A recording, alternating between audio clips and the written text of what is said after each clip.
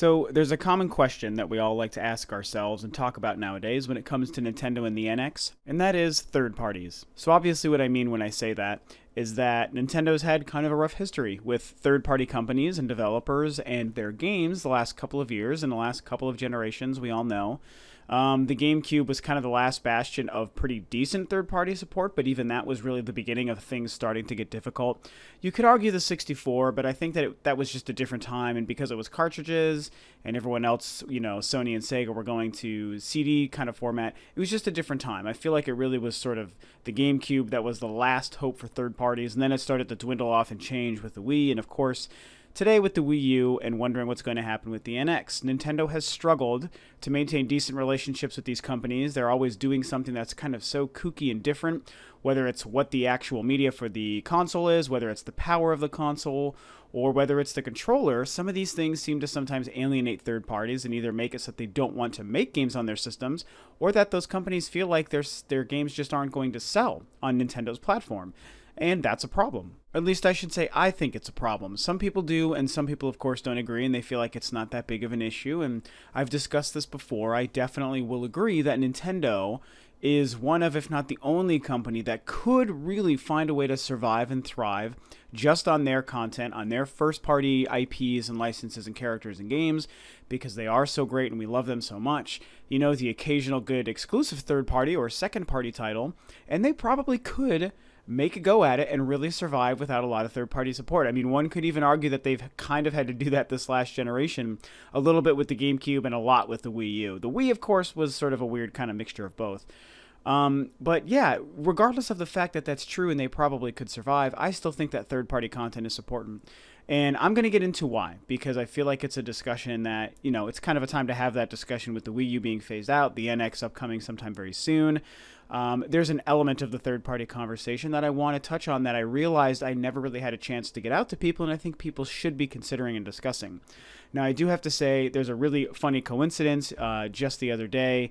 A good friend of the channel and an awesome channel who you absolutely should check out and subscribe to if you're not already, The Active Gamer Life, run by Red Knight, he put out a video discussing third parties just yesterday or the day before. So it's an excellent video. He makes some really good points trying to sort of give advice to third parties on if and how they might work with Nintendo with the NX going forward.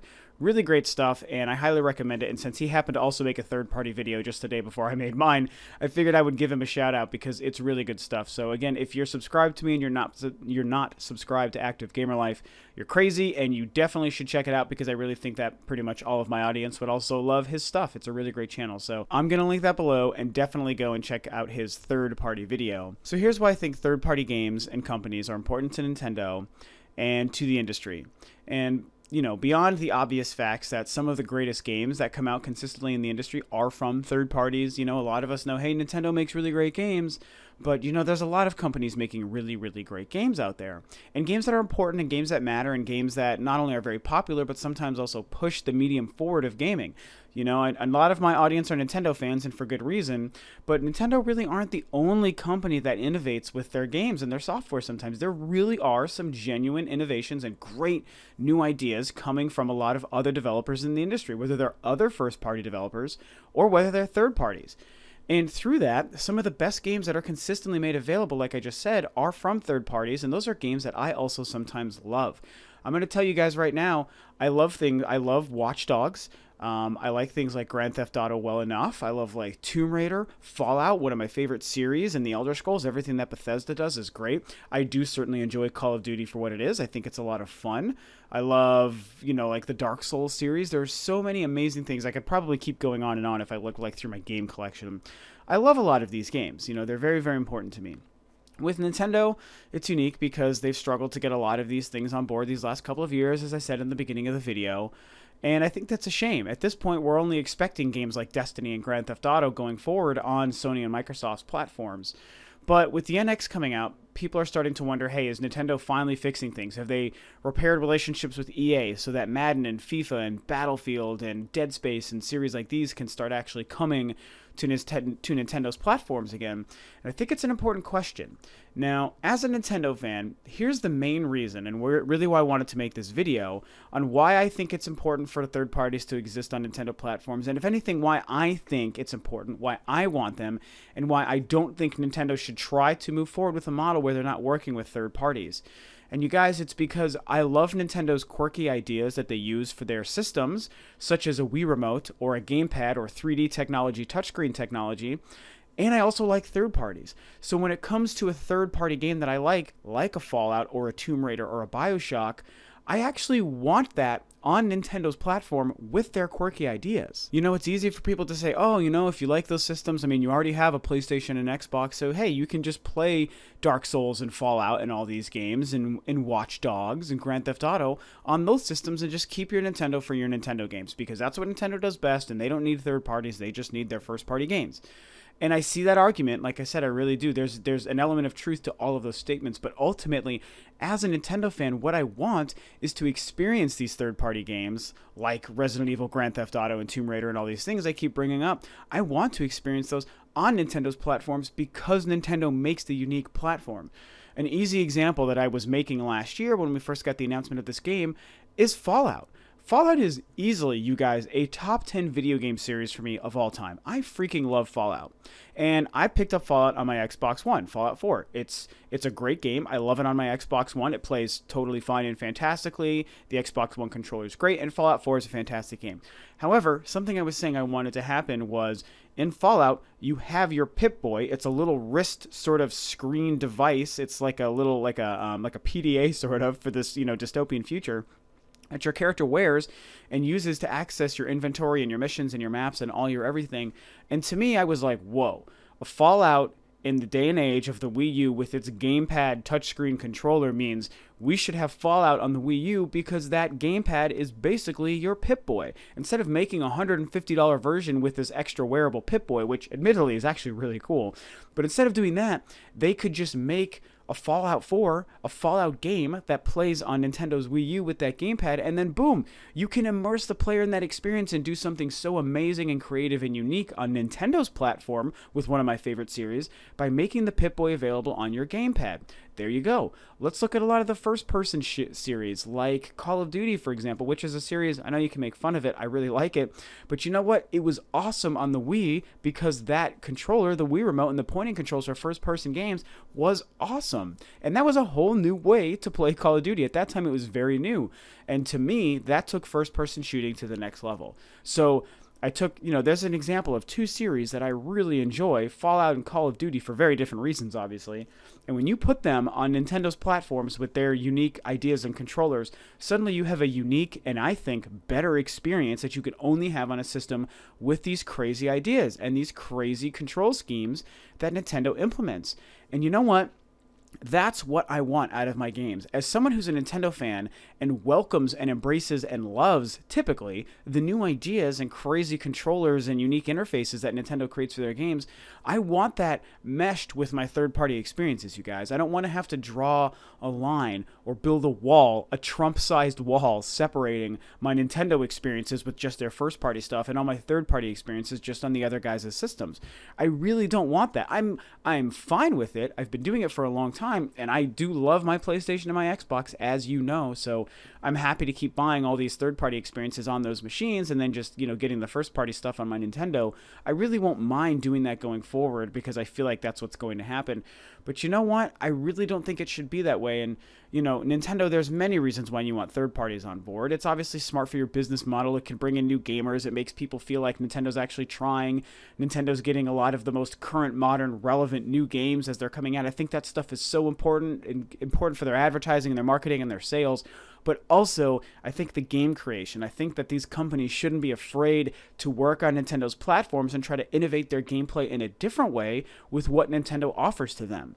With the Wii U specifically, I use this description many times over the last couple of years since I started the channel when talking about it. To me, what the gamepad was a tool that Nintendo created to provide to developers, not only to gamers to have to experience games, and there are some games that did it so well, like the Wind Waker and Zombie U and Wonderful 101 and Rayman Legends and all these things, Pikmin 3, beyond just something that's meant for the gamer, I also saw it personally as a tool for developers to say, hey, here's a whole new element to your game creation, to your game development, and your ideas that you can implement into your games. Like, what can you do with this thing? If you want to make gamers have an amazing experience, what about this?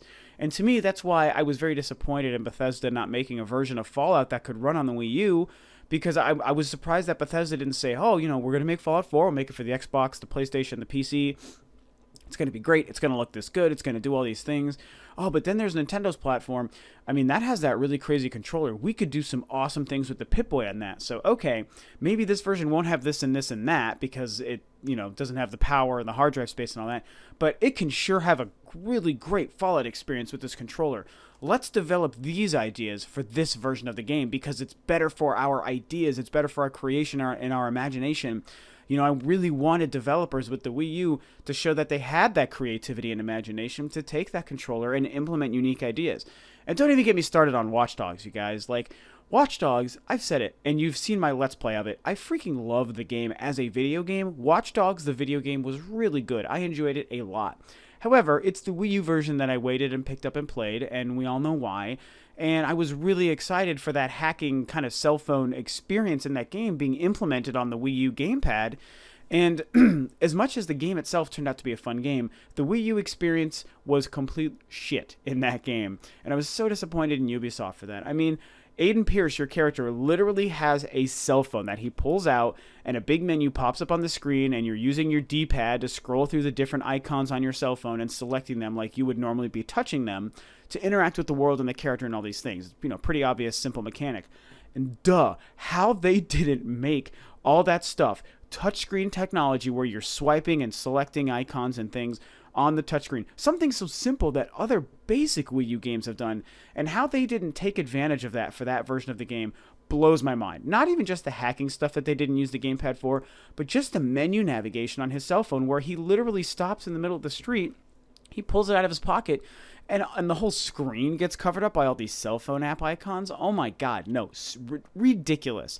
Put that on the gamepad, man. Take advantage of those ideas. So anyway, I'm getting kind of sidetracked. The point is, I love third-party games and experiences. I love my Nintendo console and their quirky ideas and their controllers, and I just want them meshed. It's not so much about, oh, Nintendo needs third parties because it's cool, which unfortunately is also kind of true, but that's not the defense or the case that I'm making now.